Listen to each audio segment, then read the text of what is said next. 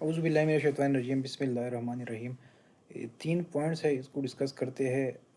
एक CP fund committee, जो अभी भी फाइनेंस डिपार्टमेंट नोटिफाई की है, ये कमेटी मैं दिखा देता हूँ। ये वाली कमेटी, इसका क्या काम होगा। और दूसरा जो है ना, एएमसी को फंड की मुंतकिली की वापस इसमें थोड़ा इशू आ गया है, तो इसको डिस्कस करेंगे। और सेंड टू एएमसी, ये जो है ना, ये बटन मैं दिखा देता हूँ। ये सेंड टू एएमसी, इसका क्या मतलब है। तो ये 3 पॉइंट डिस्कस करते हैं।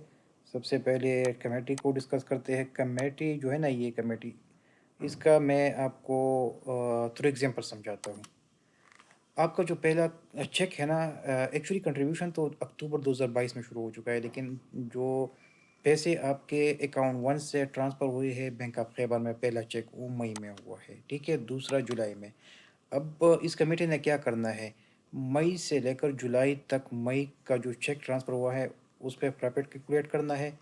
फिर जुलाई, मई और जुलाई के पैसे मिलाकर प्लस प्रॉफिट अक्टूबर तक इस पे कैलकुलेशन करने हैं।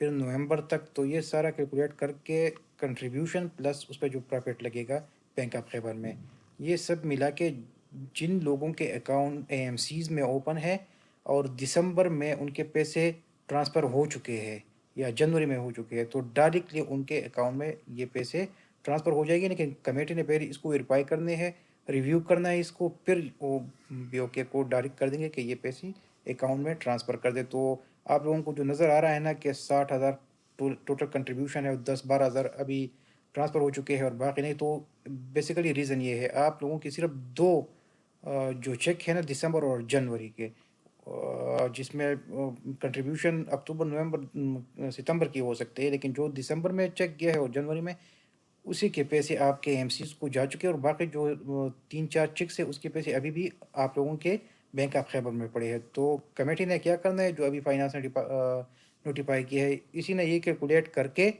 बैंक ऑफ खैबर को डायरेक्ट करना है कि ये पैसे आप एएमसी के अकाउंट जिन लोगों के ओपन है उसमें ट्रांसफ़र कर दे। तो आपको अब समझ आ चुका होगा कि जो आप लोगों के 60-65 हज़ार रुपये टोटल कंट्रीब्यूशन है, उसमें से सर्टन पोर्शन ट्रांसफ़र हो चुके हैं, बाकी अब भी पड़ा है। तो इसमें वजह ये है। और ये बैंक ऑफ खैबर में भी ऐसे नहीं पड़े हैं, वहाँ पर भी ठीक ठाक प्रॉफिट इस पर लग रहा है, तो कोई वो वाली बात नहीं है।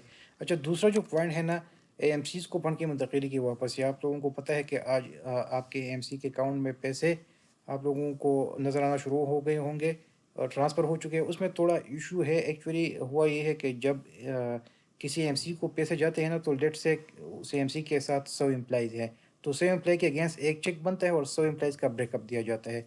अब ब्रेकअप तो पहुंच चुका है, लेकिन चेक में कुछ टेक्निकल पार्ट की वजह से आज वो क्लियर नहीं हो सका। तो शायद एएमसीज़ ने आपको दिखा दिया होगा कि आपके पैसे अकाउंट्स में पहुंच चुके हैं। और अगर किसी एएमसी ने उसको रोल बैक किया, अभी आज रोल बैक कर दिए हो, तो उससे आपने टेंशन नहीं लेना है, क्योंकि कल जैसे ही उनको चेक के अमाउंट क्लियर हो जाएंगे ना, तो दोबारा आपके अकाउंट में उसको वापस कर देंगे। शायद हो सकता है कि किसी ने रोल बैक की हो, क्योंकि वो चेक क्लियर नहीं हो सका, तो उस वजह से एक्चुअल अमाउंट जो है ना, वो ट्रांसफ़र नहीं हुआ है। तो इस वजह से मुझे इस तरह लग रहा है कि किसी ने रोल बैक की भी हो किसी एमसी ने, तो आप लोगों ने परेशान नहीं होना है, कल वो ठीक हो जाएगा। तीसरा जो है ना, सेंड टू एएमसी बटन, ये जो है ना, ये सेंड टू एएमसी बटन, इसका क्या मतलब है।